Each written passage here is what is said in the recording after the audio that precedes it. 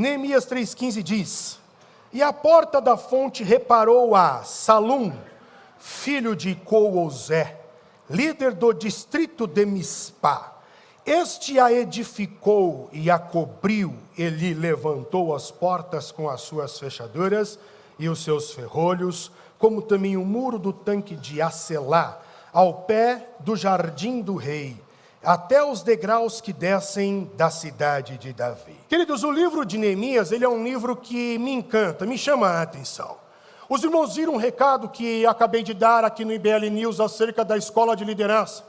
O objetivo dessa escola é justamente nós nos aperfeiçoarmos dentro de algumas características que nós necessitamos para poder exercer com maestria ou de forma melhor o trabalho no reino do Senhor. E por que eu admiro o livro de Neemias?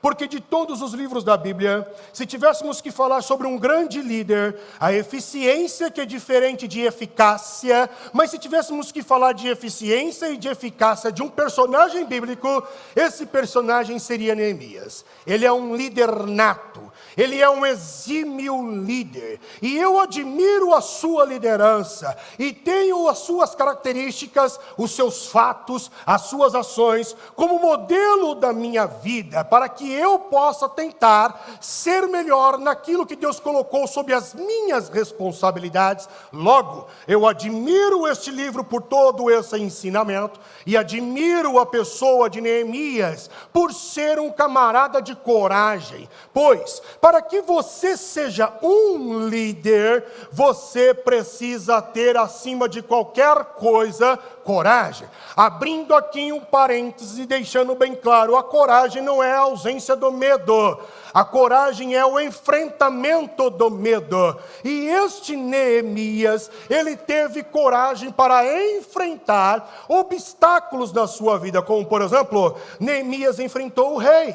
Ele era copeiro do rei, ele não poderia falar sem a permissão do rei. No entanto, ele enfrenta o rei, no bom sentido do termo. Ele pede permissão para o rei, para que ele possa se ausentar das suas funções, ir à sua terra natal, e lá ele possa fazer um determinado trabalho. Então ele é corajoso ao enfrentar ao rei. Neemias é corajoso por comandar um grupo que não era especialista em reforma. As pessoas com a qual Neemias ele vai conversando não eram peritos na reforma, não eram pessoas que trabalhavam em obras grandes, mas ele traz esses mesmos homens, ele lidera esses mesmos homens. Além de liderar esses homens que não eram peritos, esses homens também tinham que ser supervisionados, porque sabemos que em uma determinada obra sempre há um material e outro que parece que some. Material que são roubados, furtados, abusados, usados como não deveria, e há desperdício do material. E a pergunta que surge é, pois a Bíblia não fala, quem é que está financiando esta reforma em Jerusalém? De onde vem este dinheiro? A Bíblia não relata. Entretanto, este mesmo Neemias teve que ter coragem, não só para supervisionar esses que não eram peritos, mas o material e também o orçamento. E se você já fez uma reforma na tua casa, você sabe muito bem que nunca é somente aquilo que o pedreiro ele pediu. Sempre terá alguma coisa a mais. E sempre quando você começa a mexer, é como se você estivesse mexendo num vespeiro. Começa a surgir coisas que não estavam no script, não estavam no roteiro. E Neemias teve que enfrentar essa reforma. Pasmem, não é a reforma de uma casa, não é a reforma de uma rua, não é a reforma de apenas uma parte do muro, é a reforma de uma cidade. Por que eu admiro a coragem de Neemias? Admiro a coragem de Neemias porque ele cria escalas. Nesta reforma, Neemias precisou fazer escala daqueles trabalhadores.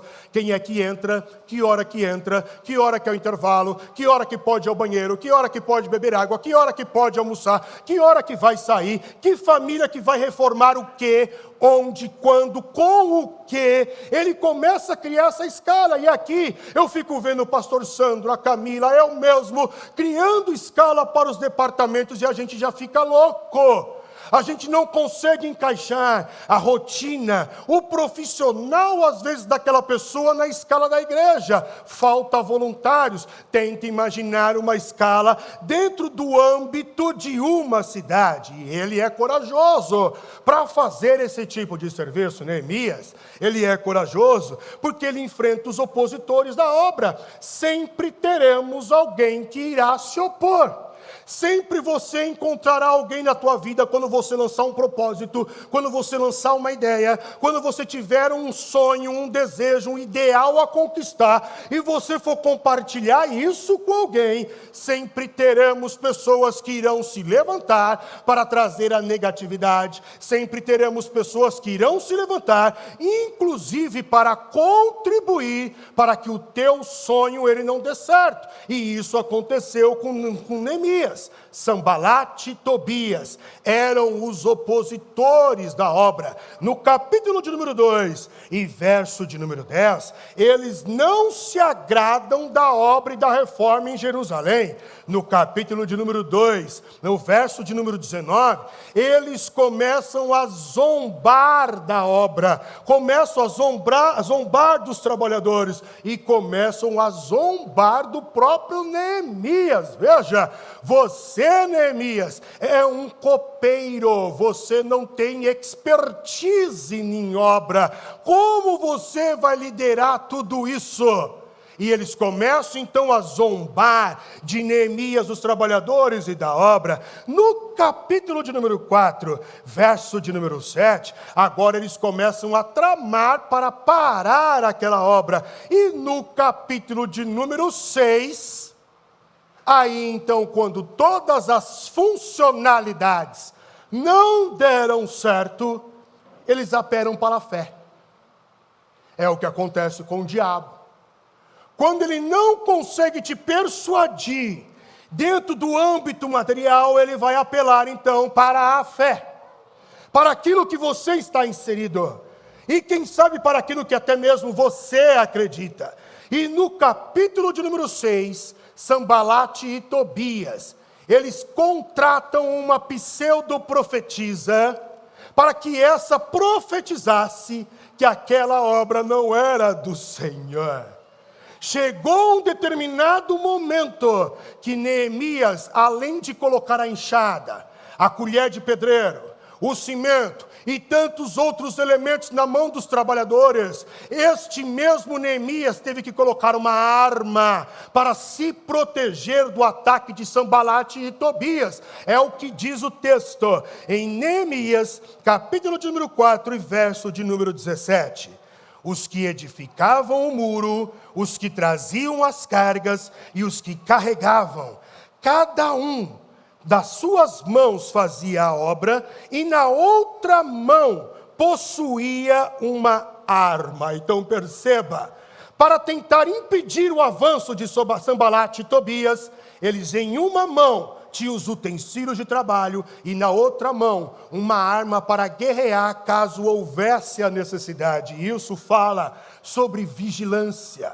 Você e eu, enquanto nós estamos trabalhando, nós ficamos focados naquele trabalho. Possa ser que o diabo venha trazer enrustidas, possa ver que o diabo venha trazer setas, e nesse momento do trabalho, onde você ali focado no trabalho pode ficar distraído com outras coisas, possa ser que ele invista. Então, ao mesmo tempo que você trabalha, você vigia. Ao mesmo tempo que vigia, você trabalha. Ao mesmo tempo que você ora, você vigia. E ao mesmo tempo que você vigia, você também ora. Não tem como desassociar. Enquanto você exerce uma determinada função, automaticamente você tem que vigiar. Trabalha e vigia, trabalha e guerreia. E esta cidade, Jerusalém, não é qualquer cidade.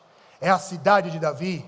É o ponto central o ponto religioso de toda a cultura judaica. Neemias, ele está protegendo a cidade. Isso é social. Entretanto, este mesmo Neemias, ele não trabalha só com o social. Perceba, Jerusalém é o núcleo de Israel. É onde havia o templo. Reedificar esses muros, reedificar as portas, trazer ali novamente a cidade à tona. Ele surge, ele emerge, supera a ideia do social. O que Neemias está fazendo ao reconstruir a cidade é resgatar o ânimo, o âmago, o cerne lá no centro, pois os judeus não sabiam orar se não fosse em direção a Israel. Até hoje, quando o judeu ele vai orar, ele se vira para o posicionamento geográfico, onde está Jerusalém, em direção onde era o templo de Salomão,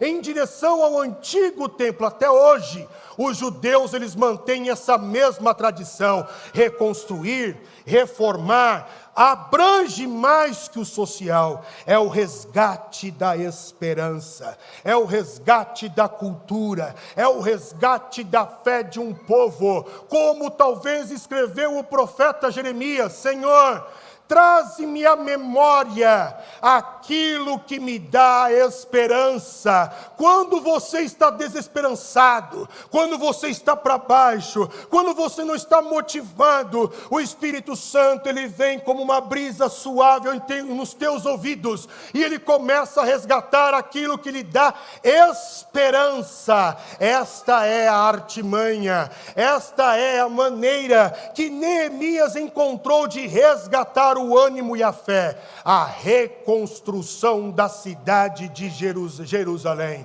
que não é qualquer cidade. Nas palavras de Neemias, ele diz que é grande, é uma grande obra, não é qualquer coisa. Então o escritor escreve no capítulo 6 e verso 3: e enviei-lhes mensageiros a dizer: faço uma grande obra, de modo que não poderei descer. Por que cessaria esta obra, enquanto eu a deixasse e fosse ter convosco? Não é qualquer coisa, é uma grande obra. Não é apenas uma reforma, é uma grande reforma. Não é uma lavagem do salão Rockets, não é apenas um louvor, não é apenas um ensaio, não é apenas uma cantina, não é apenas um diaconato, não é apenas uma capelania, é muito mais, é uma grande obra. Interceder por alguém é uma grande obra, nunca é pouco. Nós temos uma mania de usar o diminutivo. Nós temos uma mania de nos inferiorizar. Povinho, igrejinha, cafezinho, trabalhinho, ministériozinho, eu sou um cantorzinho. Não, irmãos, nós estamos fazendo uma grande obra e nós não podemos parar. Aqui eu abro um outro parênteses, querido. O que nós acabamos de falar aqui, fala de foco, fala de disciplina. Até que Neemias descobrisse a real intenção de Sanbalate e Tobias, ele não se desfocou. Há um convite. Sanbalate e Tobias tentaram conversar, chamar ele. A real intenção é atrasar a obra. Só que Neemias está focado no que ele está fazendo. Neemias está disciplinado naquilo que ele está com um propósito. Este é o meu propósito. Então, em outras palavras, o que Neemias ele está querendo dizer para Sanbalate e Tobias é o seguinte: eu sei o que vocês querem fazer. Vocês querem atrasar a obra. Entretanto, eu tenho um propósito. Eu estou no propósito. Eu faço parte do propósito. Eu estou no objetivo. Eu não vou parar o meu propósito para poder chegar e satisfazer a tua vontade. Eu não vou. Isso é foco. Isso é disciplina. Por isso um grande líder, o foco, a disciplina entra dentro do reino de Deus também, assim como entra dentro da sua casa. Se tu sempre está abrindo uma portinha para o refrigerante, você vai quebrar a dieta. Você vai. Porque é uma agora, uma depois, porque agora tem o café da empresa, eu não vou comer nada. Agora me chamaram para jantar e eu também não vou comer. Se tu sempre abre uma portinha, esta porta com as outras portinhas, vai ser um buraco negro. E você vai se perder. Sanbalat e Tobias convidaram Neemias. No entanto, ele está na disciplina. Ele está no foco. Ele não perdeu o foco. Então Neemias reedifica os muros, reedifica as portas, e nós estamos tentando falar justamente sobre as portas, dentro de um sentido contextual, onde tentamos encontrar lacunas. As portas representam essas lacunas dentro de cada um de nós, e nós já falamos sobre algumas portas. Falamos sobre a porta das ovelhas, que representa a obra redentora do Cristo. Falamos sobre a porta velha, que remete ao nosso velho homem, o homem, aquele homem que existe antes do Cristo. Falamos sobre a porta dos peixes e falamos sobre as portas do monturo. Agora Neemias, ele fala sobre outra porta, a porta das fontes. Outra porta é mencionada pelo grande líder.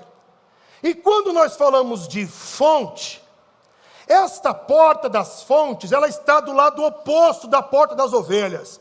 Se a porta das ovelhas está a leste, automaticamente do lado oposto, o oeste, era onde encontrávamos a porta das fontes. Esta porta recebe este nome porque ela está próximo de uma região hídrica, principalmente próximo ao tanque de Siloé, onde Jesus, em João, capítulo de número 9, e verso de número 7, Jesus cura um cego de nascença e manda ele se lavar no tanque de Siloé. Essa região é uma região que trouxe dificuldade na reforma para Neemias. E por quê? Por causa do solo hídrico. Todo solo litorâneo, todo solo próximo à lagoa, rio, riacho e etc., ele é um solo arenoso. Logo, toda a construção urbana tem que ser com muita dedicação. O cálculo não pode estar errado para que o prédio ali erigido não venha a cair. Isso você pode ver, por exemplo, quando você viaja para Santos. Se você pegar um barco e se afastar da praia e olhar em direção à parte urbana de Santos, você vai ver que os prédios em Santos, ele é torto. E por que eles são tortos? Porque o terreno, ele é arenoso. Construir em um terreno arenoso não é uma tarefa fácil, e Neemias teve coragem para isso. A pergunta é, o que é que esta porta das fontes ela pode me representar? O que é que ela significa para mim? O que é que ela significa para nós como igreja? E o que é que ela significa para este momento simples, irmão? Vamos lá. Fonte fala de olho d'água. Fonte fala de nascente d'água. O poço, o rio, o lago, a lagoa, o riacho, a cachoeira, não é uma fonte. É um rio, é um lago, é uma lagoa. Fonte é uma coisa. E esses outros elementos são coisas distintas da fonte. A fonte é o olho d'água, a fonte é a nascente d'água, a fonte é a origem. Fonte na Bíblia Sagrada significa bênção. Por isso que quando você lê o livro de Josué, a filha de Caleb chega em Caleb e diz assim: pai, o Senhor me deu terra seca. É o que está escrito em Josué, capítulo de número 15, verso de número 19. E ela disse: dá-me uma bênção, pois me deste terra seca. Dá-me também fontes d'água. Então Caleb lhe deu as fontes superiores e as fontes inferiores. Fonte na Bíblia Sagrada traz a ideia, tem a conotação de bênção.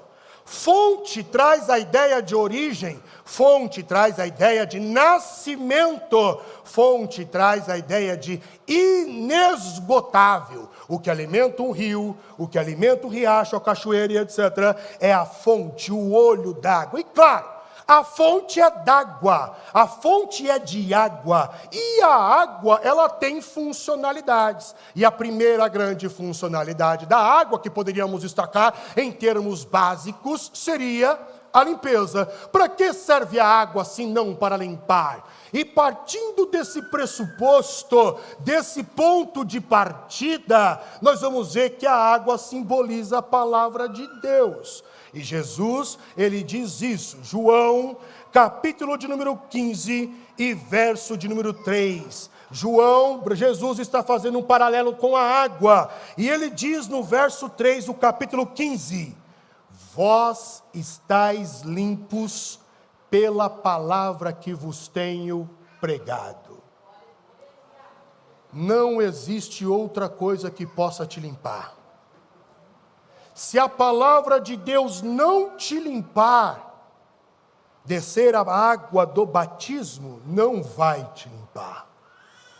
Se a palavra de Deus não te limpar e não tem poder para te limpar, nada mais neste mundo pode ou tem poder para te limpar. E nem todos que estão aqui, e quando eu falo aqui, não refiro somente a Lagoinha São Miguel, mas todos os frequentadores de uma igreja, nem todos que estão dentro de uma igreja são limpos pela palavra, não são. E eu te provo. Jesus disse, e João escreve, no capítulo de número 13, verso de número 11, no capítulo de número 13, verso de número 11, Jesus diz, e João escreve, porque bem sabia ele quem o havia de trair, por isso disse, nem todos estáis limpos. De quem que Jesus está falando? De Judas Iscariotes, que andou com Jesus, que dormiu onde Jesus dormiu, que comeu o que Jesus comeu, que bebeu o que Jesus bebeu, que foi enviado com os 12, que curou o paralítico, que curou o cego. Ele operou um milagre, Judas Iscariotes. Judas Iscariotes era tesoureiro do grupo dos 12, contando Jesus. Ele que cuidava do dinheiro, é o que diz a Bíblia Sagrada. Ele tinha um cargo, ele tinha um ofício, ele era o cara da confiança do Cristo. Mas não se deixou ser limpo. É por isso que dentro da igreja, aproveitando o mês das mulheres, o dia das mulheres, tem homem, inclusive em umas igrejas em cima do púlpito, que mesmo pregando e mesmo ouvindo a palavra, ainda eles cometem abuso com a mulher. Abuso verbal, abuso psicológico, abuso emocional, abuso físico. E está dentro da igreja. E por que continua com as más condutas? Porque não permitiu com que a palavra, essa porta da fonte, esta água que limpa, fazer uma obra. A água de Jesus, a palavra de Deus, ela produz frutos. Mas se você abrir essa porta e permitir o Senhor Jesus entrar e ceiar contigo, do contrário, você pode ficar sentado aqui e ouvir qualquer tipo de pastor renomado pelos canais de YouTube e etc. Mas você não irá transformar de vida, porque a palavra não está surtindo efeito. Pode olhar, irmãos. Quantas pessoas dentro da igreja levantam o tempo inteiro, mexem no celular o tempo inteiro, é uma inquietação. Hoje de manhã mesmo nós estávamos orando no momento da oração, aí quando eu saí do culto da manhã eu falei para Daniela, acho que eu vou começar a orar para Jesus expulsar os demônios dos crentes. É um espírito de perturbação, tem uma inquietação, não consegue ficar 40 minutos ouvindo, ele dorme. E se for para tu dormir, irmão, é melhor que tu fique na tua casa. Por que você vai ficar se forçando tanto? Pastor, você não conhece a minha labuta? Amém, irmão. Quem é que não está labutando? Mas se for para você não ouvir, não dar atenção, não é melhor que você fique descansando na sua casa? Você acha que Deus vai te culpar por isso? Fique na tua casa dormindo, descansando. Se tu saiu, é para você receber alguma coisa de Deus. Um confronto, um avivamento, uma cura. Então dê atenção à palavra de Deus. As Sagradas Escrituras dizem: buscai ao Senhor enquanto está perto, invocai enquanto Ele está próximo, enquanto se pode achar. A gente tem tudo e menosprezamos. É por isso que, às vezes eu estou num aconselhamento pastoral, ouvindo aí um determinado irmão, uma determinada irmã falando sobre alguma coisa, a vontade que eu tenho é: você estava no dia do culto que eu preguei sobre tal tema? Não, não estava. Então assista no YouTube, nossa sessão está encerrada. Porque a gente está falando. A gente está ensinando aqui. Onde é que tu estava, que não ouviu? Ah não, pastor, porque eu gosto muito lá do fulano, não sei o que lá. Tá, ele está aqui? Ele está aqui? É ele que conversa com você, que te ensina? Então por que tu dá valorização para aquele lá e não valoriza os que Deus está usando aqui? Por quê? Porque ele não vai atender você no seu problema. E não é que eu não queira te atender, mas é simples, está sendo pregado, irmão, agora você vai pegar isso aqui que nem uma roupa e você vai vestir. Você vai vestir. É simples, como escreveu o poeta Thales Roberto. A vida é simples. A gente que complica tudo, ele escreveu em uma de suas canções. A vida ela é simples. Jesus está falando, o Espírito Santo está nos confrontando. Pegue esta palavra que limpa e veste ela e você começa a praticar. A palavra de Deus não é para ser ouvida meramente. Tiago diz que quem é ouvinte da palavra é como aquela pessoa que, eu não sei nem como dar um nome, mas aquela pessoa que se olha no espelho e não se vê, não se percebe, se esqueceu da sua feição, esqueceu que tinha uma pinta, esqueceu que tinha uma ruga, uma verruga, sei lá, não lembra mais de si. Esse é o ouvinte. Não lembra da palavra pregada, não lembra. Então, quando você e eu fechamos a porta das fontes, não somos limpos. A palavra de Deus limpa, liberta, cura, sim. A palavra de Deus confronta e te transforma em um novo homem, uma nova mulher, sim. Mas para isso você tem que deixar ela surtir o efeito na tua vida. Quando falamos de água da fonte, que traz a ideia de inesgotável, eu me recordo daquilo que Jesus falou em João, capítulo de número 7, verso de número 37, quando diz: e no último dia, o grande dia da festa, Jesus pôs-se em pé e clamou dizendo: se alguém tem sede, venha a mim e beba. Quem crê em mim, como diz a Escritura, rios de água viva correrão do seu ventre. Sobre inesgotável, aquele que abre, que passa pela porta das fontes e permite essa água o limpar, ele não terá sede novamente. Aí, a expressão de Jesus em Lucas capítulo de número 4 e verso de número 4 começa a fazer sentido para mim. Jesus disse e Lucas escreveu: nem só de pão viverá o homem, mas de toda a palavra que vem da boca de Deus. Pois quando você e eu peregrinamos nesta terra, se não entramos pela porta das fontes, se não nos deparamos com Cristo, para que esse rio de água viva inesgotável entre dentro de nós e flua em nós, nós sentimos o vazio.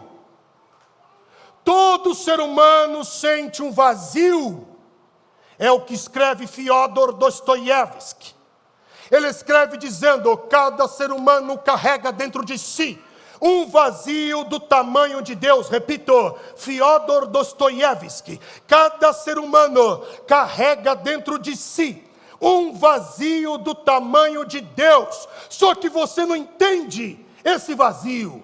Você percebe que lhe falta alguma coisa, então você tenta preencher o vazio comprando e não satisfaz. Você tenta preencher o vazio com amigos e não satisfaz. Você tenta preencher o vazio com um cônjuge e não satisfaz. Você tenta preencher o vazio com álcool e não satisfaz. Você tenta preencher o vazio com tabaco e não satisfaz. Você tenta preencher o vazio com sexo e não satisfaz. Por quê? O buraco é do tamanho de Deus.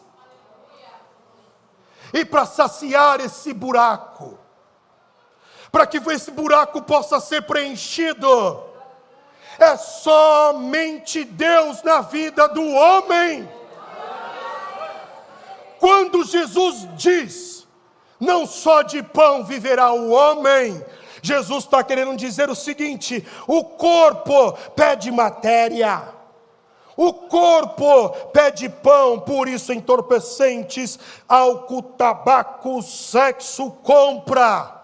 O corpo pede isso, mas a alma, ela está buscando sentido. Por isso que não é só de pão que vive o homem, mas a sua alma está buscando um sentido para a vida, e esse sentido nós encontramos somente em Deus. Quando você mergulha na ponta das fontes, que é Jesus, um rio de água viva vai inundar o teu ser, vai preencher esse buraco.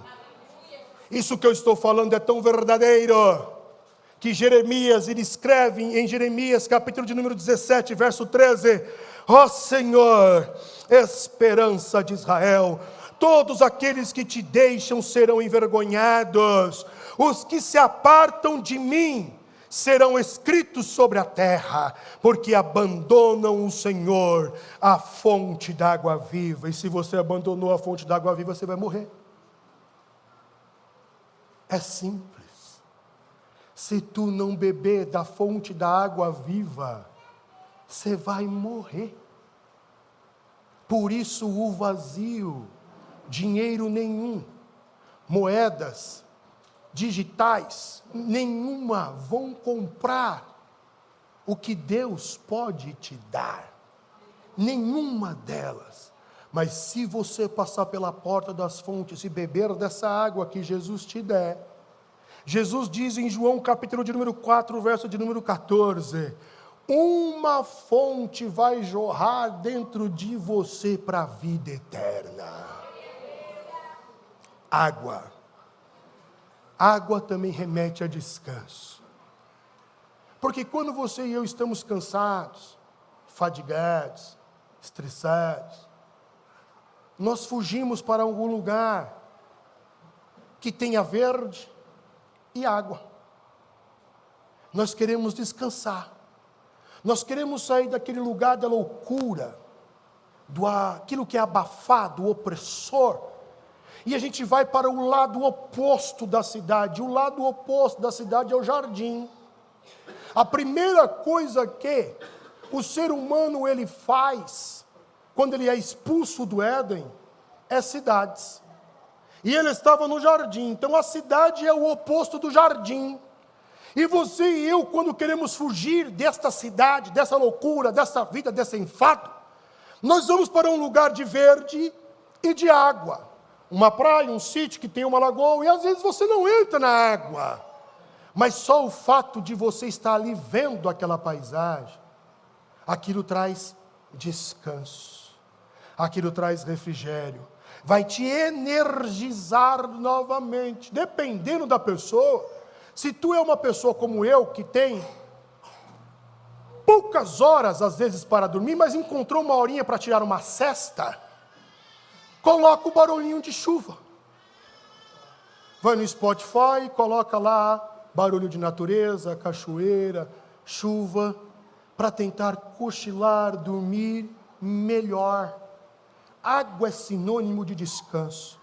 Na última quarta-feira, onde eu falei sobre fé e confiança, eu falei sobre o Salmo 23, especificamente o verso de número 6, onde eu falei para os irmãos sobre habitarei na casa do Senhor por longos dias, e disse que habitarei aqui é Shavá, que significa descansarei, descansar.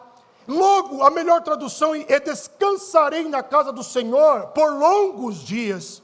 Eu quero voltar agora ao Salmo 23, entretanto ler o verso de número 2, já que estamos falando sobre descanso e água. E quando eu olho para o verso de número 2, ele diz assim: deitar-me faz em verdes pastos, e guia-me às águas tranquilas.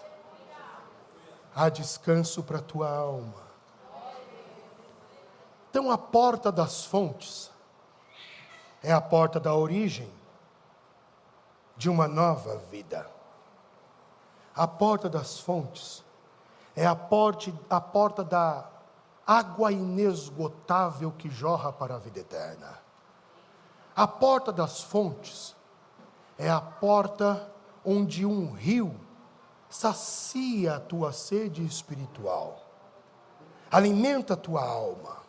A porta das fontes também é um lugar de descanso, de refrigério, de cuidado. Mas a porta das fontes também é um lugar do coletivo.